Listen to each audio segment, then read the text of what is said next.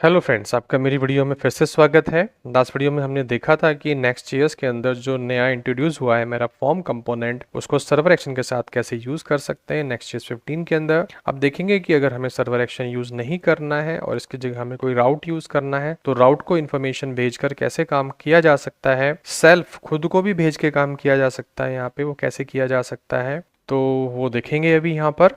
तो सबसे पहले इसमें मैं राउट ऐड कर लेता हूँ। तो राउट के लिए मुझे यहीं एम्प्लॉयज़ के अंदर मैं एक सब राउट बनाता हूँ। तो मैंने यहाँ पे बनाया डिस्प्ले EMP, ठीक है जी। इसके अंदर मैंने बनाया पेज डॉट जेएस। अब यहाँ पे मुझे ये इन्फॉर्मेशन प्रिंट करनी है, ठीक है जी। तो ये जो डेटा मैंने, ये जो अलर्ट फंक्शन मैंने लिया है, इस अलर्ट फंक्शन को ले लेता हूँ यहाँ से, इसको भी ले लेता हूँ ऐसे, ठीक है। कॉपी कर लेता हूँ यहाँ पे और ये जाके मैं यहाँ पे इसके अंदर यहाँ पे पेस्ट कर लेता हूँ। अभी हाल ही में चेंज करूंगा, क्या क्या चेंजेस इसके अंदर आएंगे अभी देखते हैं। सिर्फ कॉपी किया है और यहाँ पर मुझे ये जो मैंने ये बनाया है, यहाँ से सर्वर एक्शन हटा देना है और यहाँ पे मुझे डबल कोट के अंदर देना है कि भाई ये EMP के अंदर डिस्प्ले EMP, ठीक है जी। तो EMP के अंदर डिस्प्ले EMP के पास डेटा भेजना है। ध्यान दीजिएगा, अब ये सर्वर एक्शन नहीं है, हटा देता हूँ। ये एक सिंपल राउट है, तो ये राउट मैंने यहाँ पे दे दिया। राउट कहीं भी हो सकता है, मैंने इसके अंदर बनाया है। अब जैसे ही मैं क्लिक करूंगा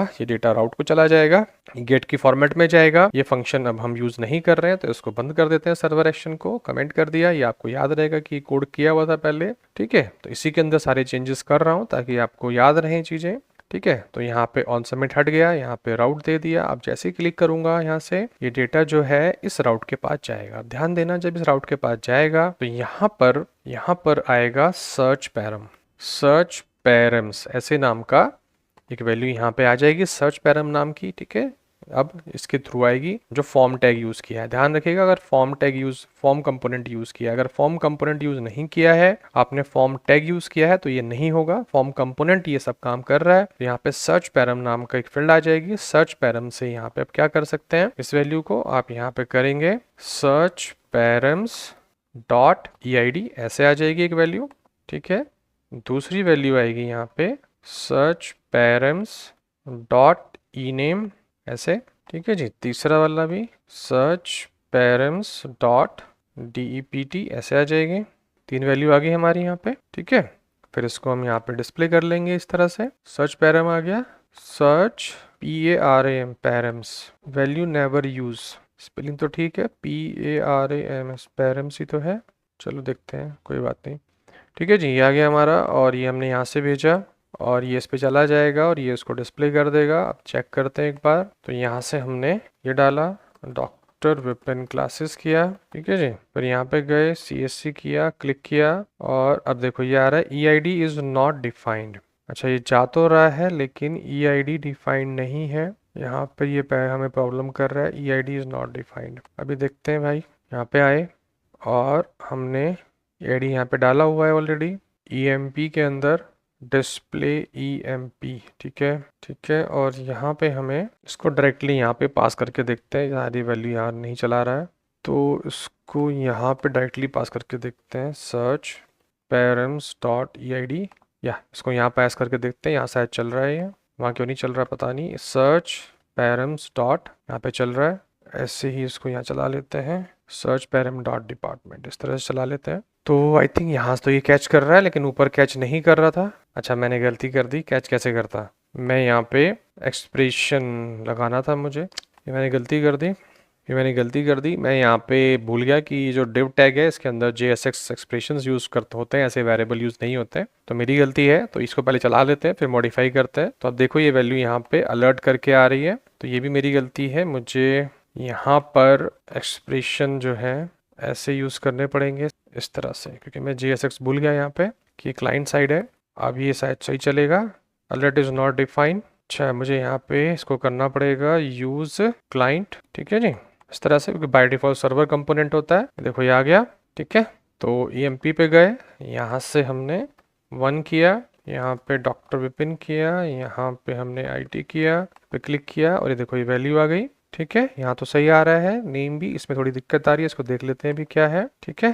तो फिर इस पे गए, यहाँ पर search SER search param dot DEPT, इसको यहाँ ले आते हैं, ठीक है जी। वो अलग चला गया था इसलिए दिक्कत कर रहा था। तो ये वैल्यू सही से आ जाएगी। अब जो मैं गलती कर रहा था, मुझे यहाँ पे वैल्यू प्रिंट करनी चाहिए थी const EID equal to search params dot EID, ऐसे। तो ये गलती मैंने कर ली पहले। तो यहाँ पे मुझे इस तरह से करना था, डिव टैग से बाहर, और यहाँ पे DEPT, ठीक है जी, और यहाँ पे ename और यहाँ पे DEPT। गलती कर दी, मैं भूल गया कि रिएक्ट है। और यहाँ पर हम इसको ऐसे प्रिंट कर सकते हैं आराम से, थोड़ा सा इजी हो जाएगा। डिस्ट्रक्चरिंग भी कर सकते हैं आप, तो ये ऐसे अब अच्छे से काम करेगा। तो ये मैंने गलती कर दी थी पहले, ठीक है जी, अलर्ट हो जाएगा। अब यहाँ पे आप यहाँ पे कोई API यूज़ करके, फैच यूज़ करके, कुछ भी करके आप ये कर सकते हो। तो ये मैं दिखाने की कोशिश कर रहा हूँ कि किस तरह से अगर आप फॉर्म कंपोनेंट यूज़ करते हैं तो एक राउट को आप यहाँ पे API बना के पास कर सकते हैं। ये वैल्यू यहाँ चली जाएगी। एक बार फिर देख लेते हैं। तो जैसे यहाँ गए, यहाँ से वैल्यू पास की, यहाँ पे क्लिक किया, और आपको जो है ये वैल्यू इस तरह से प्रिंट होके मिल जाएगी, ठीक है जी। 2 बार अलर्ट प्रिंट होता है, वो अलग चीज़ है। वो कैसे होता है, क्योंकि अलर्ट हमें यहाँ दिखाने की जरूरत नहीं है, बाद में काम कर लेंगे। अब दूसरा तरीका ये है कि अगर मैं यहाँ पर, ध्यान देना, अगर मैं यहाँ पर कोई भी एक्शन पास नहीं करता हूँ, सपोज करो मैंने ऐसे कर दिया तो ब्लैंक हो गया। तो ब्लैंक के केस में ये जो मेरा फंक्शन है, खुद ये जो पेज है, यहाँ पर सर्च पैरम आ जाएगा, ठीक है जी, यहाँ पे सर्च पैरम आ जाएगा। और मैं चेक कर सकता हूँ अगर सर्च पैरम जो है उसमें कोई वैल्यू है तो उसे प्रिंट कर ले। तो उसके लिए मैं यहाँ पे कर सकता हूँ आगे फॉर्म के बाद कि इफ कैसे करेंगे, हम बात करेंगे ऐसे कि सर्च पैरम्स हो जाएगा हमारा कर्ली ब्रैकेट के अंदर, सर्च पैरम्स डॉट EID। अगर EID है, समझ में आ रहा है, तो इसे कर लेंगे। अगर ये EID आई है हमारे पास, ठीक है, जब आप क्लिक करेंगे खुद को, तो अगर है तो आप इसमें अलर्ट प्रिंट कर सकते हैं, ठीक है, ऐसे। और यहाँ पे मैं प्रिंट कर देता हूँ सर्च पैरम्स डॉट EID, ठीक है, ऐसे प्रिंट कर देते हैं, या नेम प्रिंट कर लेते हैं, ENAME, ठीक है। और यहाँ पर हम ब्लैंक कर लेते हैं, हमें कुछ नहीं करना, ठीक है जी। तो जैसे ही इसमें कोई वैल्यू आ जाएगी तो मेरा नेम प्रिंट हो जाएगा, अदरवाइज नहीं होगा। तो इसको भी चेक कर लेते हैं।